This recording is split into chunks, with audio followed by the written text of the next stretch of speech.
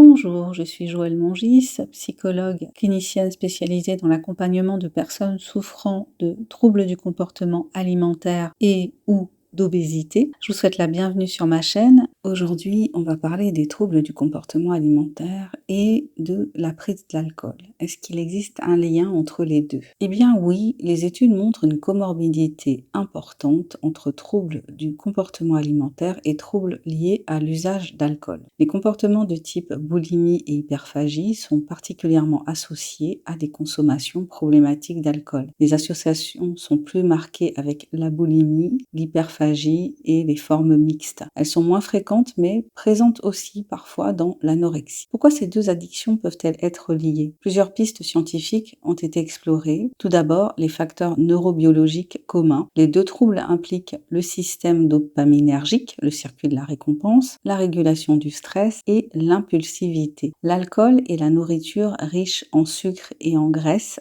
activent les mêmes circuits cérébraux. Ils aident à une forme de régulation émotionnelle. Les TCA et l'alcool peuvent servir à anesthésier l'anxiété, à diminuer la honte, à réguler la dépression et à calmer un sentiment de vide. On parle souvent d'automédication émotionnelle. Contrôle versus perte de contrôle. Certaines personnes alternent restriction alimentaire stricte, perte de contrôle alimentaire, consommation d'alcool. Il existe aussi un phénomène qui a été appelé drunksorexia, un terme non médical mais utilisé dans la littérature. Cela signifie une restriction alimentaire volontaire pour compenser les calories prises en consommant de l'alcool. On trouve des facteurs de personnalité communs chez les personnes qui boivent beaucoup et les personnes qui consomment beaucoup de nourriture, l'impulsivité, le perfectionnisme, la faible estime de soi et des traumatismes précoces. Est-ce que c'est la même addiction que d'être accro à l'alcool et accro à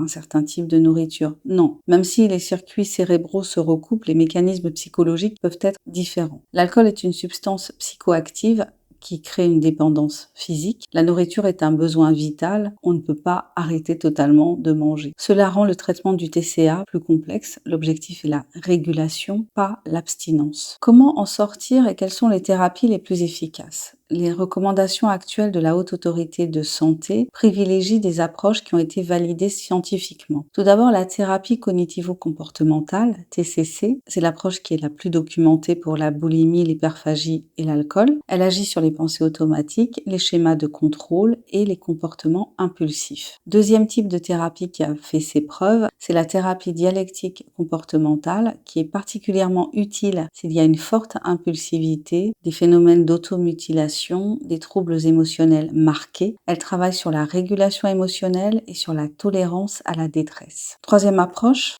intégrative addictologie. Quand les deux troubles sont présents, les experts recommandent une prise en charge simultanée, une coordination entre psychiatres, psychologues et diététiciens et parfois des traitements médicaux. D'autres thérapies peuvent venir en soutien selon les profils. Le MDR, il y a eu des traumatismes à la base de ces comportements addictifs. La thérapie des schémas, la thérapie familiale chez les jeunes et les groupes de parole de type alcoolique anonyme ou des groupes dédiés aux troubles du comportement alimentaire. Est-ce qu'on peut guérir? Oui, bien sûr, mais cela demande un accompagnement spécialisé, du temps, souvent plusieurs tentatives, et puis un travail important sur l'estime de soi. Le pronostic est meilleur lorsque le trouble est pris en charge tôt et lorsque les deux problématiques sont traitées ensemble. Pour conclure, je dirais que les troubles du comportement alimentaire et la prise d'alcool excessive ne sont surtout pas des manques de volonté. On ne doit pas les considérer comme un manque de volonté. Ce sont des troubles complexes mêlant biologie, psychologie et environnement. La bonne nouvelle, c'est qu'il existe aujourd'hui des thérapies efficaces qui ont été validées scientifiquement. Et puis, ce qu'il faut retenir de tout cela, c'est que demander de l'aide, ce n'est pas un signe de faiblesse, c'est un signe de lucidité. Je vous remercie si vous êtes allé jusqu'au bout de ce podcast. Si vous souhaitez entamer un travail avec moi autour de votre rapport à l'alimentation, n'hésitez pas à prendre contact. Vous avez mes coordonnées sur cette chaîne,